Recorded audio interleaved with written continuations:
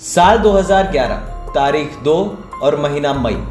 आज से करीब 13 साल पहले का यही वो दिन था जब अमेरिकी सेना ने दुनिया के मोस्ट वांटेड और खूंखार आतंकी ओसामा बिन लादेन को पाकिस्तान में घुसकर मारा और उसकी लाश को किसी के हाथ तक नहीं आने दिया था। जब दुनिया को इसकी जानकारी हुई तो सभी हैरत में थे, क्योंकि कई सालों से लादेन की कोई खोज खबर नहीं थी और वो कहाँ है ये किसी को नहीं पता था। ऐसे में अचानक उसके मारे जाने की खबर ने सबके कान खड़े कर दिए थे। कैसे, क्या, कब, कहां और क्यों पर आधारित सभी सवालों के जवाब देने के लिए कई किताबें छपी। हॉलीवुड ने फिल्म भी बना डाली। लादेन को कैसे खोजा और फिर खत्म किया गया, ये जानने के लिए हमारी ये खबर ही काफी है। आइए इस खास रिपोर्ट में आपको बताते हैं 13 साल पहले ओसामा बिन लादेन को मारने की स्क्रिप्ट कैसे लिखी गई और कैसे सिर्फ 9 मिनट में पूरे ऑपरेशन को अंजाम दे दिया गया। दरअसल 9 सितंबर 2001 को अमेरिका में एक के बाद एक 4 यात्री विमानों का अपहरण हुआ और उन्हें बम की तरह इस्तेमाल करते हुए आतंकी हमलों को अंजाम दिया गया। इस हमले में करीब 3000 लोगों की जान चली गई। 9/11 के नाम से कुख्यात इन हमलों का मास्टरमाइंड ओसामा बिन लादेन ही था।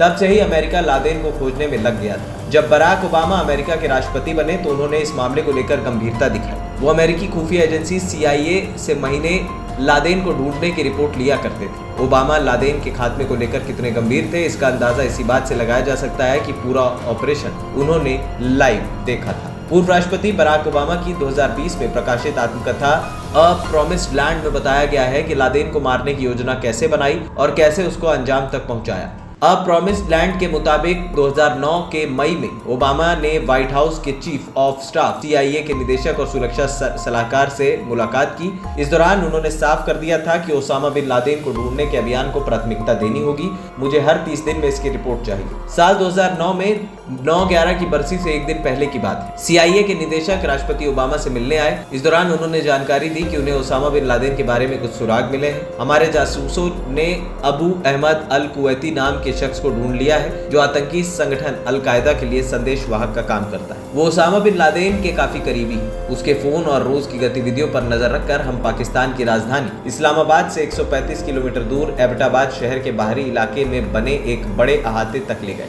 वही CIA के पूर्व निदेशक लियोन पेनेटा ने अपनी किताब में लिखा कि ये अहाता आसपास के प्लॉटों में सबसे बड़ा था, अगल बगल के प्लॉट से करीब 8 गुना बड़ा। अहाते का मालिक इब्राहिम और उसका भाई था। उन दोनों की माली हालत ऐसी नहीं थी कि 1 करोड़ से ज्यादा कीमत की इस प्रॉपर्टी के मालिक हो सकते। हैरानी की बात यह थी कि इब्राहिम मालिक होते हुए भी भवन के मुख्य हिस्से में नहीं रहता था। वो अहाते के अंदर ही बने गेस्ट हाउस में रह रहा था। अहाते में 3 मंजिला इमारत थी जिसकी ऊपर की मंजिल में एक बालकनी थी, लेकिन इस बालकनी को दीवार से कवर किया गया था। बालकनी के सामने दीवार कौन बनाता है? इस अहाते के बाहर हर रोज कूड़ा उठाने वाले आते थे, लेकिन इसमें रहने वाले लोग पूरा कचरा कूड़े वाले को न देकर अहाते के अंदर ही जला दिया करते थे। हमारी निगरानी से पता चला कि कभी कभी एक शख्स भवन के बाहर निकल अहाते में तेज कदमों से चहलकदमी करता है। मिशन की रिपोर्ट लेते हुए ओबामा और CIA अधिकारी ने इस संदिग्ध शख्स को द पेसर नाम दिया गया। जासूसों का मानना था कि the pacer Osama bin Laden हो सकता है। CIA अधिकारियों को द पेसर के लादेन होने का शक इसलिए मजबूत हुआ था कि उस घर में न इंटरनेट था, न लैंडलाइन और न ही कोई इलेक्ट्रॉनिक डिवाइस। इतने बड़े भवन में बिना किसी इलेक्ट्रॉनिक डिवाइस के कोई आम आदमी रह रहा हो, ये बात किसी को हजम नहीं हुई। बालकनी के सामने दीवार, कूड़ा जलाना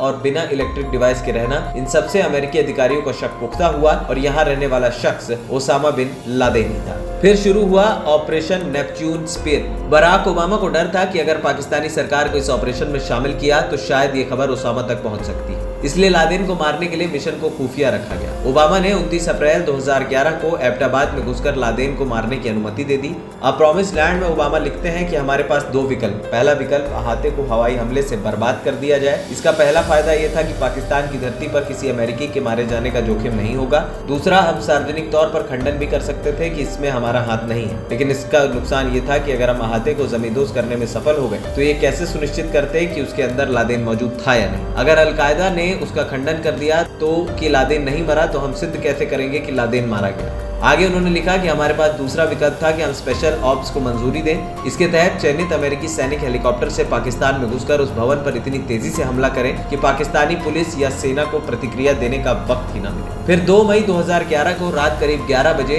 2 ब्लैक हॉक हेलीकॉप्टर ने अफगानिस्तान के जलालाबाद से पाकिस्तान के एबटाबाद के लिए उड़ान भरी। इनमें सील दल के 23 सदस्य सवार दुभाषिया अहमद और बुलेट प्रूफ जैकेट पहने बेल्जियन शेफर्ड नस्ल का कुत्ता कैरो थे। एक हेलीकॉप्टर टारगेट पर उतरने लगा तो उसका एक पंख दीवार से टकरा गया, जिसमें सवार 11 कमांडो मरते मरते बचे। धूल उड़ने लगी। ऐसे में कुछ देर के लिए हेलीकॉप्टर में सवार एडमिरल बिल मैक्वेरन को कुछ नजर नहीं आया। सैनिकों ने फौरन प्लान बी एक्टिवेट किया और कुछ मिनटों में ओसामा बिन लादेन को मार गिराया। इसके बाद अमेरिकी कमांडो खेत में हेलीकॉप्टर उतार रहे थे और फिर अहाते में घुस गए। अमेरिकी कमांडो ने 9 मिनट के अंदर ओसामा को ढूंढकर सिर में गोली मारकर खात्मा किया। उधर अमेरिका में सिचुएशन रूम में जेरोनिमो AKIA यानी एनमी किल्ड इन एक्शन शब्द गूंजा और सभी ने राहत की सांस ली। एबटाबाद में अमेरिकी सेना का करीब 40 मिनट ऑपरेशन चला, जबकि अफगानिस्तान से एबटाबाद जाकर लौटने में करीब 3.5 घंटे का समय लगा।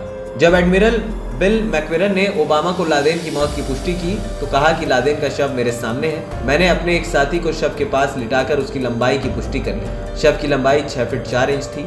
इस पर ओबामा ने जवाब दिया कि बिल, आप इतने बड़े मिशन पर गए और टेप तक नहीं ले गए। जब ओसामा बिन लादेन मारा गया तो बाद में बराक ओबामा ने स्क्वाड्रन कमांडर जेम्स से मुलाकात की। इस दौरान उन्होंने कहा कि पिछले 10 सालों में जो भी तैयारी हुई ये उसका रिजल्ट है। इसके बाद अमेरिकी सैनिक लादेन के शव को घसीटते हुए नीचे लाए और फिर शव को बड़े थैले में पैक करके ले गए। उसके बाद लोहे की जंजीरों में बांधकर समुद्र में फेंक दिया। शव को समुद्र में क्यों फेंका गया, इसके पीछे 2 कारण बताए जाते हैं। पहला, सऊदी अरब ने लादेन को अपनाने से साफ इनकार कर दिया था। दूसरा, अगर उसकी कब्र बनाई जाती तो वो आतंकियों के लिए तीर्थ स्थल बन जाती, इसलिए शव को समुद्र में फेंक दिया। ANP टाइम्स की रिपोर्ट।